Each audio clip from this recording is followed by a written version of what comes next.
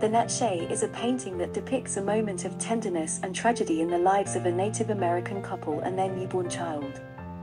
The painting was inspired by a passage in Atala, a novella by François-René de Chateaubriand, a French writer and politician who traveled to North America in the late 18th century. Atala tells the story of the love between Natchez, a Natchez man who was captured by the Muskogee tribe, and Atala, a half-French, half-Natchez woman who rescued him and fled with him to the wilderness. However, their romance was doomed by Atala's vow of chastity to her deceased mother, and she eventually committed suicide to avoid breaking it. The painting shows a scene that occurs after Atala's death, when Natchez and his friend Father Aubrey encounter another Natchez couple who have escaped the massacre of their tribe by the French. The woman, who is pregnant, gives birth to a son during their journey along the Mississippi River, but dies shortly after. The painting captures the moment when the father holds his son in his arms, while the priest blesses them and the dead mother. Delacroix used his imagination and his knowledge of the natural and cultural diversity of America to create this painting. He did not witness the events or the landscapes he depicted, but relied on books, sketches, and engravings by other travelers and naturalists.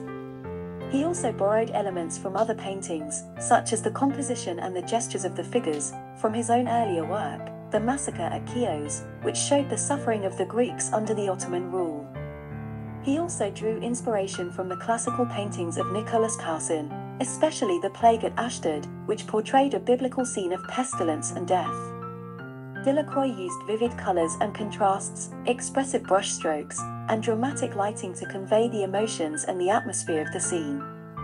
He also paid attention to the details of the costumes, the jewelry, the weapons, and the objects that surround the characters, such as the canoe, the tent, the fire, and the animals.